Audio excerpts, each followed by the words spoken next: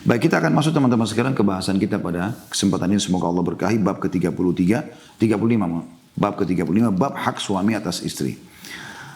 Imam Nawawi rahimahullah mengangkat dalil pertama adalah surah An-Nisa ayat 34. A'udzu billahi minasyaitonir rajim.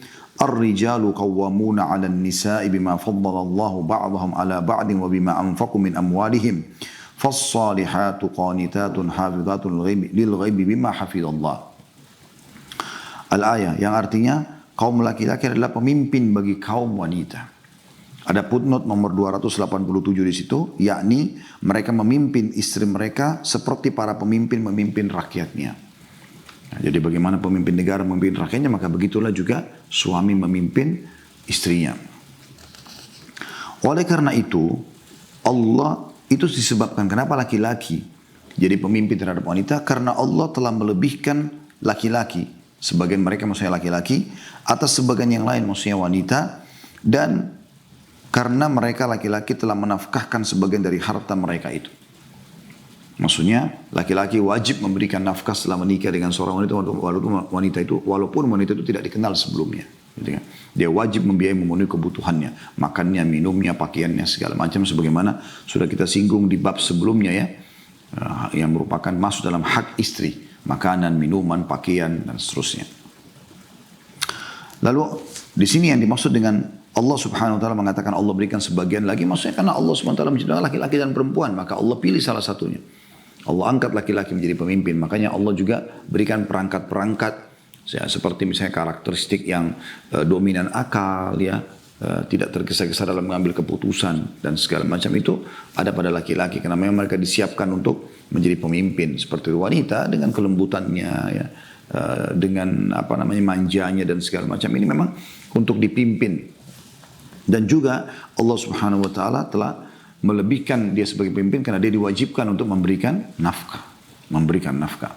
Dan saya sudah singgung kemarin teman-teman sekalian di pertemuan sebelumnya, bagaimana laki-laki itu merasa ada Allah tanamkan dalam jiwa kami sebagai laki-laki, walaupun kami bekerja luar biasa setengah mati, bekerja banting tulang, ya, mencari nafkah, dan ternyata pada saat akhir bulan kita memberikan gaji atau memenuhi kebutuhan istri dan anak-anak, kita melihat mereka makan, mereka minum, mereka berpakaian, mereka senang di rumah, itu sudah cukup untuk menjadi motivasi atau motivator yang sangat besar untuk bisa kita lanjutkan lagi mencari nafkah, walaupun sudah tua tetap kita berusaha membiayai mereka.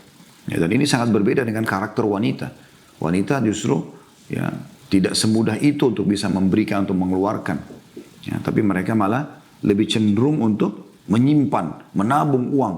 Ya, karena ketakutan-ketakutannya mereka sendiri kadang-kadang dalam jiwa ya yang ada. Dan ini karakter yang ada harusnya memang bisa diatur dengan syariat Allah subhanahu wa ta'ala. Kata Allah subhanahu wa ta'ala, kita belum masuk dari kata Allah subhanahu wa ta'ala, sebab itu, masih lanjutan ayat An-Nisa 34 ya. Maka wanita yang salihah, nah di sini Allah sebutkan cirinya.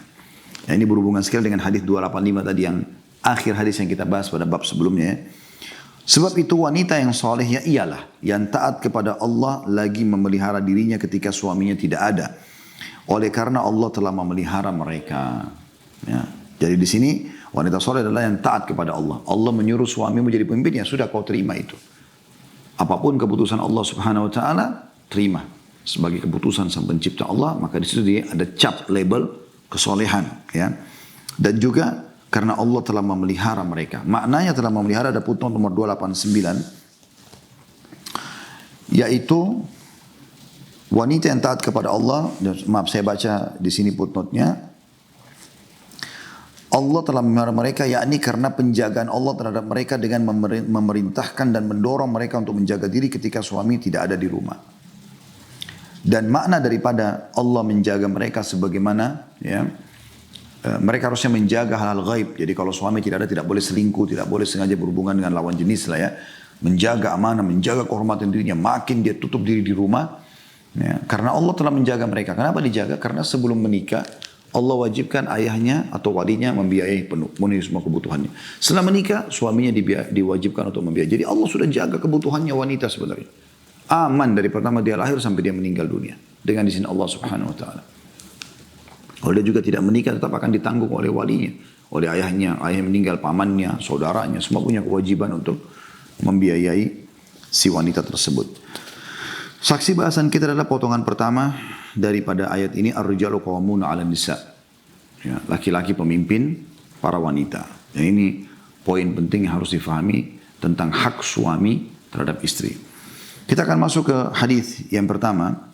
286 ditulis di situ. Beliau mengatakan, adapun hadis-hadisnya maka di antara hadisnya adalah Amr bin Al-Ahwas yang telah disebutkan pada bab sebelumnya. Amr bin Al-Ahwas itu ya di nomor 281.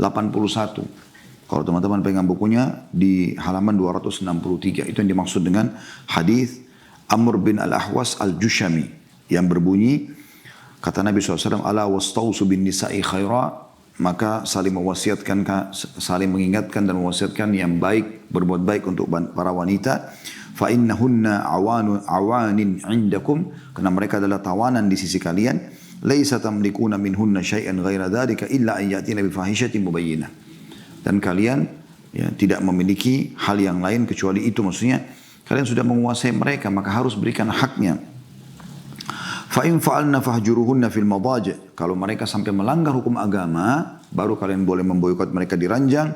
Wadribuhunna darban ghaira mubarrahin. Dan kalau mereka tetap tidak mau dengar, baru kalian pukul tanpa berbekas. Fa'in ata'nakum falatabu alaihinna sabila. Dan kalau kalian atau mereka telah mentaati kalian mau berubah, maka janganlah kalian sengaja mencari-cari kesalahannya. Ala innalakum ala nisaikum haqqa. Sungguhnya kalian memiliki hak dari istri-istri kalian. Wa li nisaikum alaikum haqqa. Dan istri kalian juga punya hak dari kalian. Fahaqqukum alaihinna alla yuti'na furushakum atau furushakum man takrahun. Hak kalian adalah mereka tidak boleh memasukkan ke kamar tidur kalian atau di atas ranjang kalian yang kalian tidak sukai. Wala ya'dhanna fi buyutikum liman takrahun. Dan mereka tidak boleh memasukkan siapapun ke dalam rumah yang kalian tidak sukai. Ala wa haqquhunna 'alaikum an tuhsinu ilayhinna fi kiswatihinna wa ta'amihin. Dan ketahuilah hak mereka dari kalian adalah kalian memperbaiki dan memberikan yang terbaik dari pakaian dan juga dari makanan dan minuman mereka. Jadi di sini Imam Nawawi rahimahullah memberikan isyarat hadis nomor 286 adalah kembali kepada hadis yang 281. Seakan-akan beliau mengatakan hadis itu yang saya ingin sebutkan di bab ini yang pertama. Jadi beliau tidak sebutkan lagi lafadznya di halaman 266, tapi beliau mengingatkan untuk kembali ke halaman 263. Dan saya tidak kembali lagi mensyarah hadis itu karena sudah kita panjang lebar jelaskan syarahnya. Kita akan masuk ke hadis kedua yaitu 287 yang berbunyi dari Abu Hurairah radhiyallahu anhu. Beliau berkata bahwa Rasulullah sallallahu alaihi wasallam bersabda, "Idza da'a ar-rajulu imra'atahu ila firashihi falam ta'tihi fabata ghadbana 'alayha, la'anatha al-mala'ikatu hatta tusbih." Apabila seorang suami mengajak istrinya ke tempat tidur, ada footnote nomor 290 di bawah, kata beliau kiasan untuk berhubungan suami istri. Dan ini adalah salah satu di antara adab Islam yang bagus. Jadi tidak langsung membahasakan ya secara vulgar tapi dengan kiasan. Apabila seorang suami mengajak istrinya ke tempat tidur, maksudnya untuk biologis, kemudian istrinya menolaknya sehingga pada malam itu suami marah terhadapnya, maka para malaikat melaknatnya hingga pagi hari. Hadis ini diriwayatkan oleh Bukhari dan Muslim. Saya akan syarah sekaligus nanti. Juga dalam riwayat milik mereka berdua, maksudnya Bukhari Muslim juga berbunyi, masih di nomor yang sama ya, 287, ada 3 riwayat di sini. Riwayat yang kedua adalah sabda Nabi SAW, "Idza batatil mar'atu hajiratan firasha zawjiha, la'anathal malaikatu hatta tusbih." Apabila seorang istri meninggalkan tempat tidur suaminya, maka para malaikat melaknatnya hingga pagi hari. Dan ada riwayat yang lain ya, yang berbunyi sabda Nabi SAW, "Walladhi nafsi biyadi, ma min rajulin yad'u imra'atahu ila firashi fata'ba alaihi illa kana alladhi fis sama'i sakhitan 'alaiha hatta yardha anha." Demi zat yang jiwaku ada di tangannya, maksudnya demi Allah, tidak ada seorang suami pun yang mengajak istrinya ke tempat tidurnya, kemudian sang istri menolaknya, melainkan zat yang ada di langit, maksudnya Allah, murka terhadapnya sampai suaminya ridho kepadanya. Di sini ada putnot nomor 291 di bawah, bagian pegang bukunya, yakni Allah tabaraka wa ta'ala murka kepadanya sampai suaminya ridho kepadanya. Hadis ini merupakan salah satu dalil dari puluhan dalil yang menunjukkan bahwa Allah Ta'ala berada di langit. Maksudnya ketinggian mutlak di atas arsh dan di atas seluruh makhluknya. Hari-hari ini teman-teman sekalian mulia sekali. Ya. Menyinggung inti bahasan tentang masalah pentingnya biologis dalam rumah tangga. Ini pelajaran pertama yang kita ambil dari hadis. Jadi biologis dalam rumah tangga adalah 50% ya, dari rumah tangga itu sendiri. Kapan biologis itu bagus, bisa ditata dengan rapi, bisa menyenangkan pasangan, bisa memenuhi kebutuhan pasangan, maka dipastikan dengan izin Allah SWT rumah tangga itu akan langgeng dan bagus. Kapan biologis ini rusak, salah satunya kecewa, apalagi di suami di sini dalam posisi memang dia akan interaksi dengan alam luar, banyak godaan-godaan di luar, maka akan rusaklah semuanya. Nah, jadi bagi Anda yang masih punya permasalahan dalam rumah tangga, mulai perbaikin dari sini. Poin ini, kalau Anda sudah jalankan sesuai dengan syariat ya, misalnya memang Anda nikah sesuai dengan syar'i ya, Anda mungkin yakin sebelum menikah tidak buat dosa, sekarang sudah bagus-bagus saja Anda berjalan, terus ada masalah terus terjadi, coba perbaikin dari masalah ini. Nah, perbaikin dari masalah ini. Karena kapan biologis itu umumnya terjadi, akan menyenangkan jiwa. Mungkin juga ada penelitian secara medis, saya tidak bahas dalam masalah, saya bahas secara agama. Ini ada pahalanya. Ya, kalau secara spiritual ya, secara medis pun orang kalau klimaks dan segala macam itu ada hormon-hormon tertentu mungkin yang membantu dia lebih rileks dan seterusnya ya. Tapi kalau secara agama kita bicara, ini bidang saya bukan di secara medis, saya mohon maaf kalau ada yang keliru di situ ya. Tapi di bidang agama adalah sabda Nabi SAW, fi bidi ahadikum sadaqah. Di kemaluan kalian ada sedekah, ada pahala besar. Maka para sahabat penasaran lalu bertanya, ayati ahaduna ahlahu wa lahu fi ajr.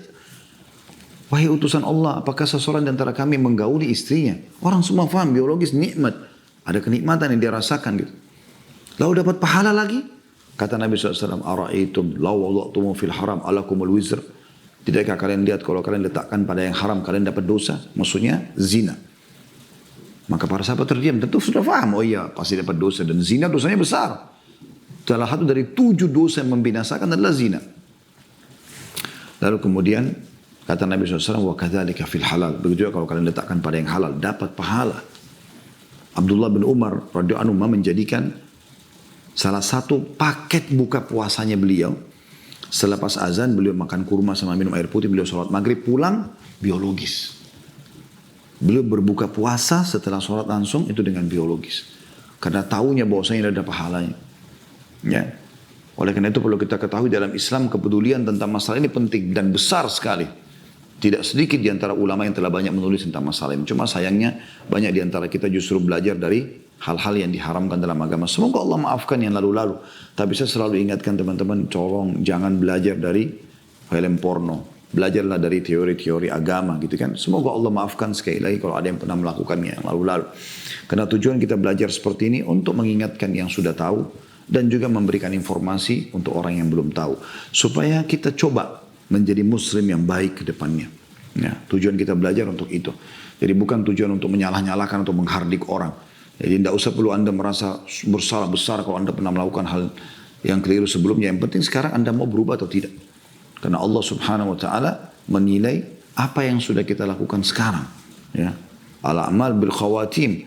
Amal-amal itu sesuai dengan penutupnya. Ya, dengan. Ada orang mungkin berbuat amal ahli surga tapi akhirnya ditutup dengan kekufuran dan murtad misalnya. Masuk neraka lah dia. Ada orang berbuat maksiat tapi akhirnya ditutup dengan amal ahli surga maka bisa masuk surga. Ya. Dan ada beberapa hal yang saya ingin berbagi dalam poin pertama ini. Oleh karena itu kemaslah sebagus mungkin masalah biologis itu. Yang pertama teman-teman sekalian yang perlu diperhatikan dalam masalah biologis adalah ikhlaskan niat dan niat untuk ibadah. Jadi bukan cuma sekedar pelampiasan biologis. Ya. Jadi Anda niatkan itu ibadah. Karena ini betul-betul perintah Allah dan Rasulnya. Untuk menggauli pasangan itu perintah Allah. Dan dimasukkan dalam hak syar'i. Hak istri dari suami, hak suami dari istri adalah memenuhi kebutuhan biologis. Jadi memang ini betul-betul ibadah. Diniatkan untuk ibadah. Orang kalau niat ibadah itu teman-teman sekalian. Ya kalau Anda misalnya bangun sholat malam, niat mau ibadah. Anda akan tulus dalam berdoa. Anda akan coba siapkan surah-surah dan ayat yang Anda ingin baca. Anda akan coba siapkan pakaian yang paling bagus. Seterusnya. Anda sekarang kalau mau haji atau mau umrah misalnya, semoga Allah buka lagi buat kita insya Allah. Ya, Haji dan umrah misalnya. Kalau Anda betul-betul ikhlas mau ibadah, saya yakin Anda luar biasa persiapannya. Anda akan sangat luar biasa. Anda akan sholat malam. Anda akan berdoa sama Allah supaya dimudahkan. Anda akan sangat bahagia pada saat bisa melihat Ka'bah. Anda menangis. Anda tawaf dalam kondisi merasa puas, plong. Menyampaikan semua hajat dengan Allah. Mungkin pada saat sujud menghadap Ka'bah, lagi sholat duha, lagi sholat malam. Rasanya nggak mau angkat kepala. Karena keikhlasan itu. Tahu ini adalah ibadah dikerjakan. Jadi bukan cuma sekedar jalan-jalan, oh karena dibiayai oleh keluarga, oh karena mau pamer-pamer sama teman, oh mereka pakai travel itu, saya juga pakai travel ini, oh bersaing. Gak ada manfaatnya. Atau hanya karena, oh di Mekah pernah saya makan tuh restoran ini enak. Restoran itu yang disibuk untuk dicari. Ini semua hal-hal yang harusnya ya dijauhi. Jadi beda. Nah yang pertama Anda lakukan adalah, mulai sekarang Anda kalau biologis, niatkan ini karena ingin ibadah.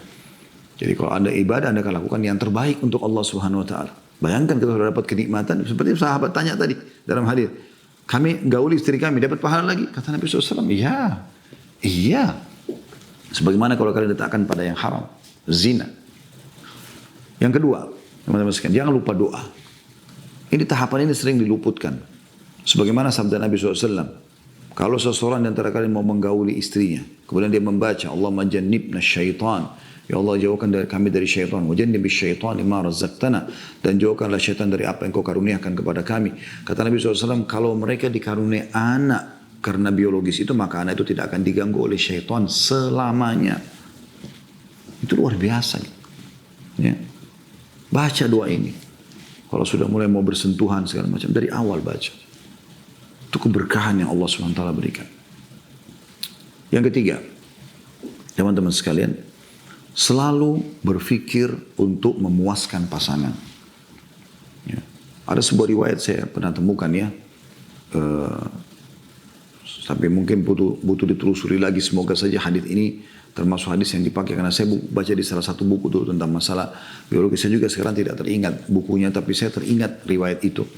Yang kata Nabi SAW, kalau seseorang dari kalian sedang berada di antara 4 kaki istrinya, maksudnya sedang akan melakukan biologis di atasnya gitu kan, maka seharusnya dia berijtihad, dia serius dalam masalah itu. Maksudnya adalah berikan hak pasangan itu. Berikan hak pasangan itu supaya dia merasa puas dengan kita. Kita bisa bayangkan teman-teman bagaimana sih indahnya biologis itu kalau seandainya si suami berpikir untuk memuaskan istrinya, istri juga berpikir untuk memuaskan suaminya. Bagaimana mereka mengemas dan bergelora dalam masalah hal yang halal. Yang keempat, ya, lakukan dalam kondisi suasana, kondisi tenang, nyaman. Ya, itu penting sekali. Ini saya sebutkan dalam salah satu poin dalam manajemen rumah tangga Islami.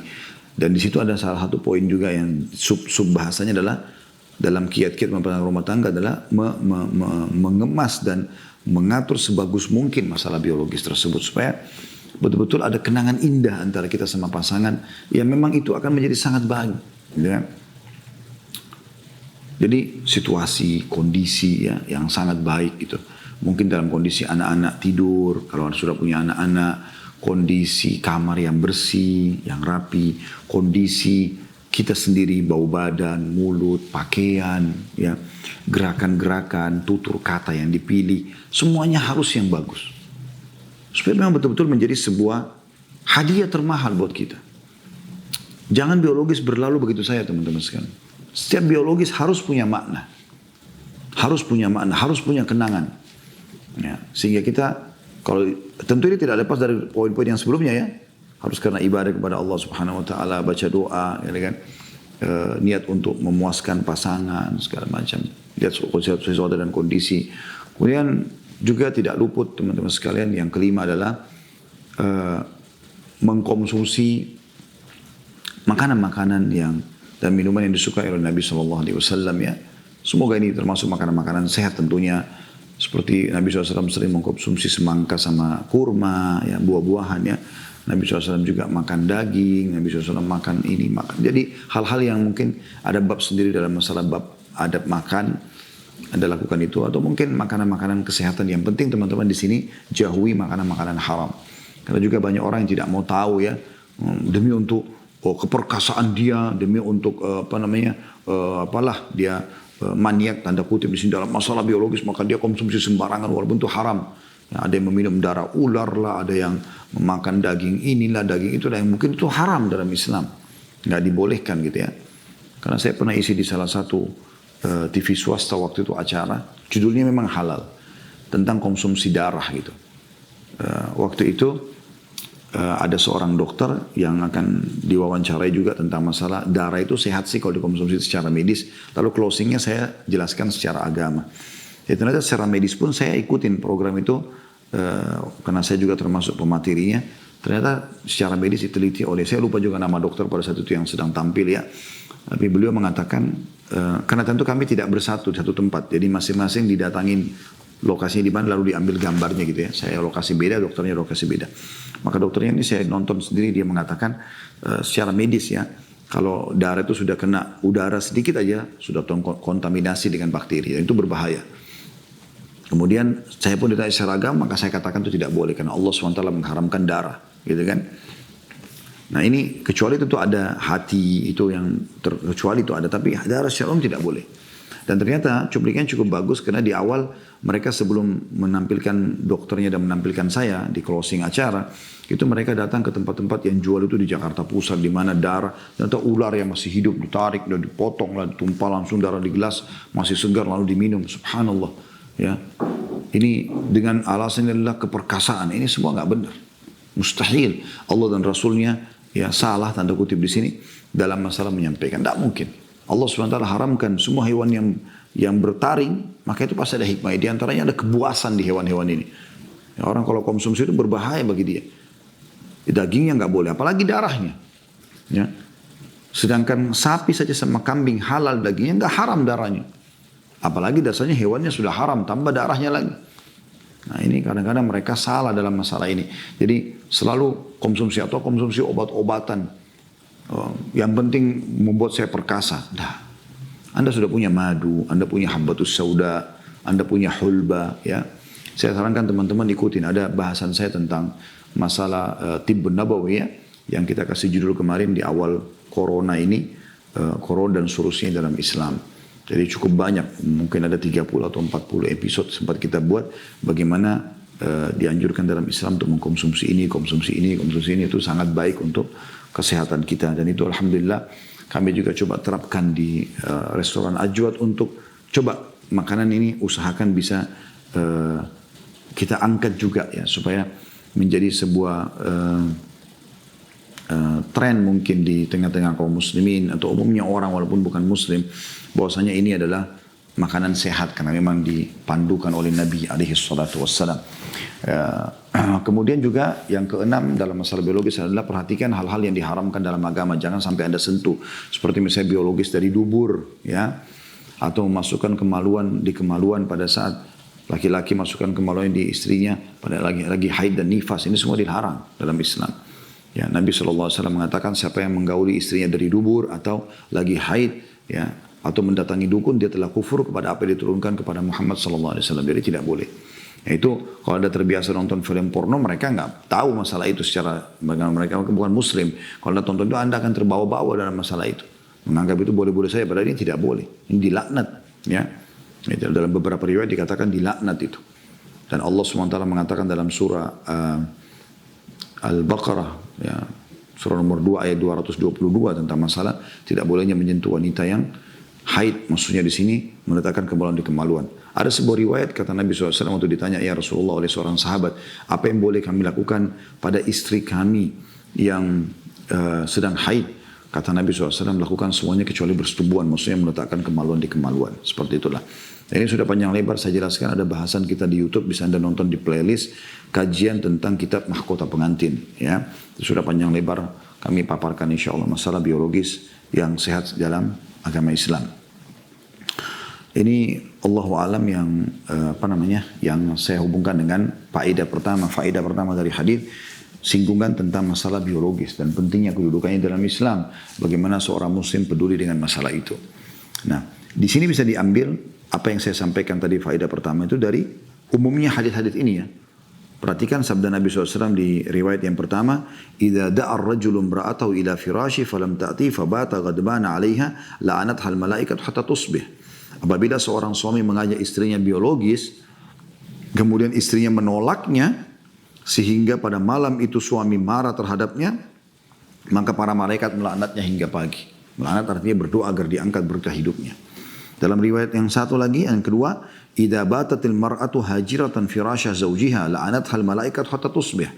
Apabila seorang istri meninggalkan tempat tidur suaminya, maka para malaikat melaknatnya hingga pagi hari. Terus berdoa semalam suntuk itu agar diangkat berkah hidupnya. Begitu juga dalam riwayat yang ketiga, kata Nabi SAW, walladhi nafsi biyadih, bersumpah atas sama Allah, demi jiwa Muhammad yang dalam genggamannya, di tangan Allah SWT.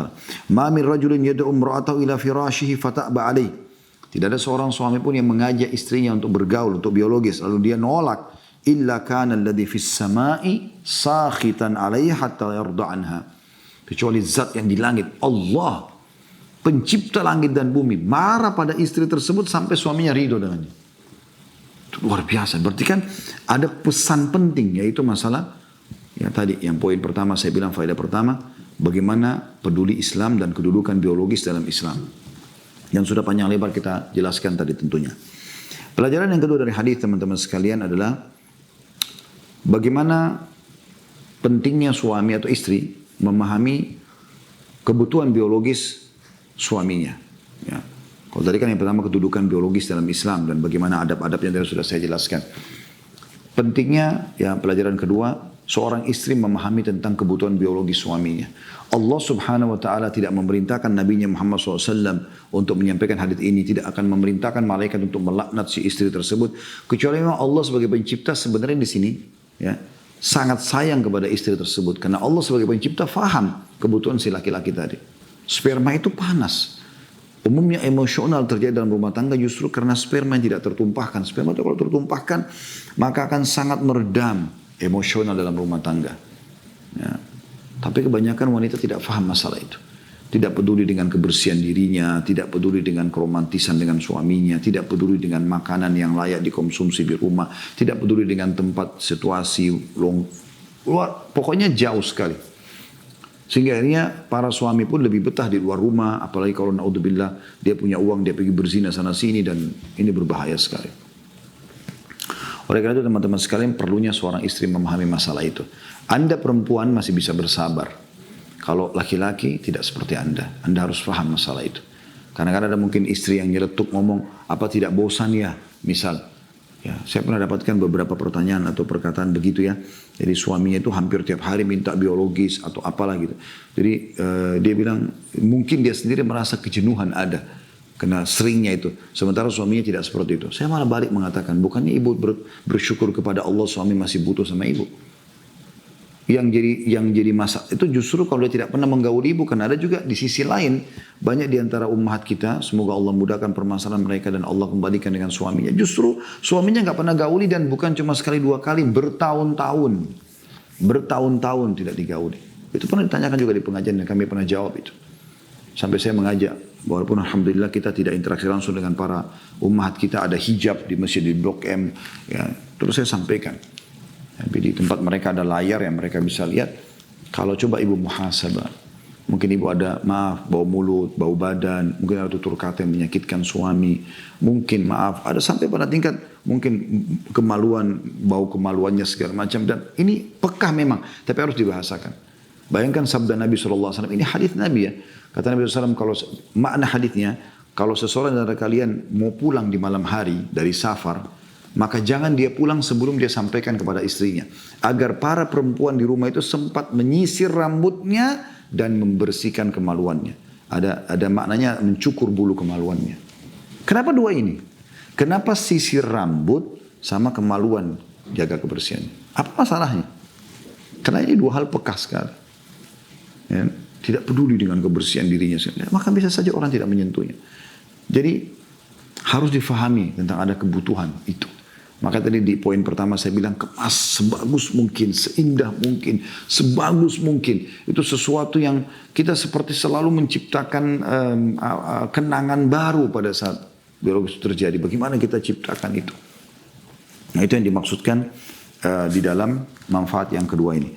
Manfaat yang ketiga atau faedah yang ketiga dari hadis yang kita pelajari hari ini insya Allah adalah adanya malaikat dan kita beriman kepada malaikat tersebut. Ya, kita beriman tentang keberadaan malaikat, karena ada malaikat di sini dikatakan melaknat perempuan sampai pagi, ya. Kemudian pelajaran yang keempat adalah tidak bolehnya wanita meninggalkan ranjang suaminya, ya, atau menolak biologi suami, ya. Ya, boleh meninggalkan ranjang. Kata sini tidak boleh sengaja kalau ngambek sedikit pindah kamar sebelah, tidak melayani biologi suaminya dan segala macam gitu, ya. Ada riwayat unik di sini. Saya yakin ibu-ibu mungkin ada yang bertanya di dirinya kalau yang mengikuti pertanyaan ini. Lalu bagaimana kalau kami lagi tidak mood? Lalu bagaimana kalau kami lagi ngambek? Jawabannya begini. Pernah ada ukhti muslimah, seorang wanita datang ke rumah Aisyah radhiyallahu anha. Dan kebetulan Aisyah berkata pada malam itu adalah malamku yang akan didatang oleh Nabi SAW. Datanglah wanita itu. Maaf, begini riwayatnya. Mohon maaf, saya ubah kembali. Bukan perkataan Aisyah mengatakan malamku. Jadi riwayatnya telah datang seorang wanita kepada Ummul Mukminin Aisyah dan berkata begini. Wahai Ummul Mukminin, apakah kami berdosa sebagai seorang istri pada saat kami tidak melayani kebutuhan biologi suami karena lagi tidak mood atau lagi marah? Lagi betul-betul sumpek, lagi ada masalah dan lagi ngambek sama suami. Bisa saja mungkin karena ada kematian keluarga, ada masalah apa, anaknya buat masalah, atau dia sendiri lagi ngambek karena suaminya lagi buat salah misalnya. Apakah kami berdosa kalau kami tidak layani biologis? Apa kata Nabi SAW? Apa kata Aisyah radhiyallahu anha? Iya. Bahkan kalau seseorang di antara kalian sudah ada di atas untanya, kalau kita sekarang di atas mobil, udah mau jalan nih, udah rapi, udah mau jalan, dipanggil oleh suaminya, wajib dia datang untuk menjawabnya. Gak ada alasan. Lalu kemudian kata perempuan tersebut, bagaimana kalau kami sedang haid? Kata Aisyah, saya akan berbagi pengalamanku.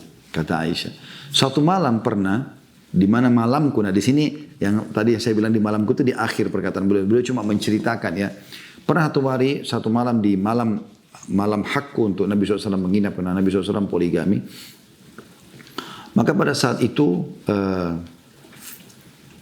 aku sedang membuatkan adonan roti buat Nabi SAW.